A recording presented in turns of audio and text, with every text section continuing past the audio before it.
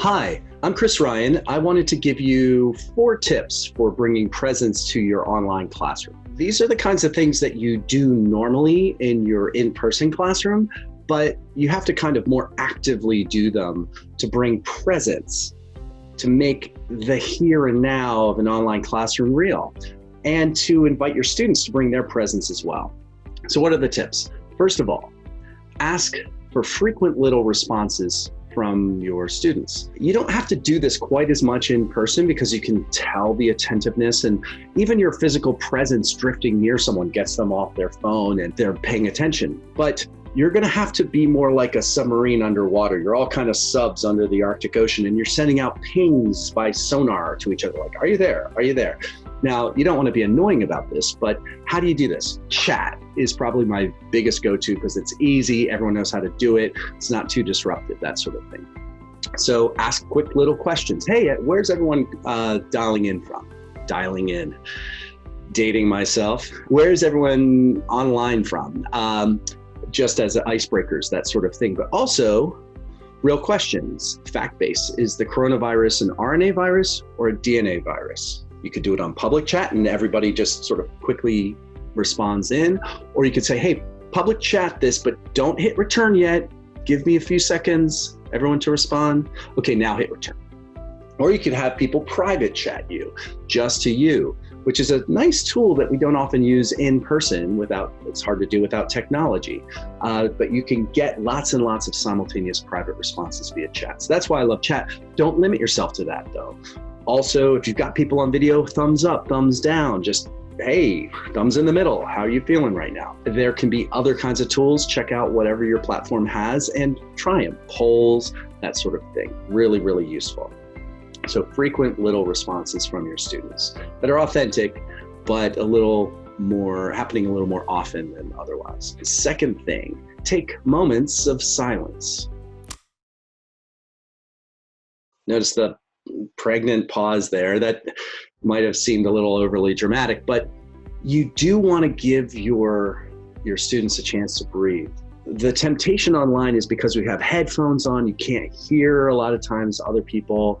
You don't have the sounds of a physical classroom kind of tell you that, oh, people are shifting in their chairs. You could feel like the radio DJ talking into the midnight hour. Give people a chance to collect their thoughts. Again, a question is really good for this. So not just like pause your speaking, although that's useful, but ask a question and give people a chance to think. Why is it important that the coronavirus is an RNA virus versus a DNA? Think on that, chat me your response. Turns out, by the way, that it affects the mutation rate. So one to know about. Third tip, vary the tone of your voice.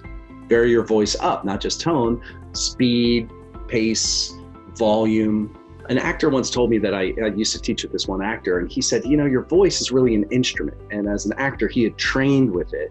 We as normal educators don't really train with our voice, but we should push the envelope a little bit so that we're injecting more energy in. If you just get away with the monotone drone, no, you need to try using your voice as a conscious instrument a little bit more so that you're injecting like you plus 120% of yourself.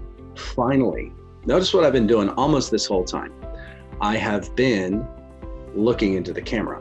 That is something a lot of people don't do when they first start teaching online. They're looking at the screen and they're looking maybe at the videos of their students, or they're looking at their slides and they're looking at the participant window and the chat and everything like that. And after a while, when you're on video, if you are on video, but you're not looking at your students, which you need to do by actually looking into the camera, they start to lose interest. So one of the most powerful things is just glance into the camera.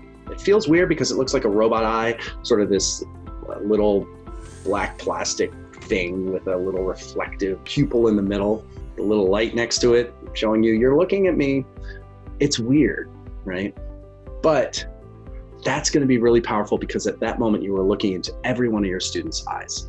And it's why, for instance, Hollywood movies, if an extra off camera back behind, Scarlett Johansson or whoever else looks at the camera, cut, we got to throw away that take. Why? Because everyone's going to look at that extra. as soon as that person looks at the camera. Eyes into someone else's eyes are magnetic. It's almost hypnotizing. So use the power judiciously. You don't have to stare into it or anything, but look at your students by looking at your camera. So again, frequent little responses, moments of silence, vary up your voice, and look at your camera warmly, and you're going to be great. I wish you all the luck in the world as you move your teaching from an in-person to an online setting. Try these tips out to bring presence and make the virtual classroom real. Make it a here and now for your students. Good luck.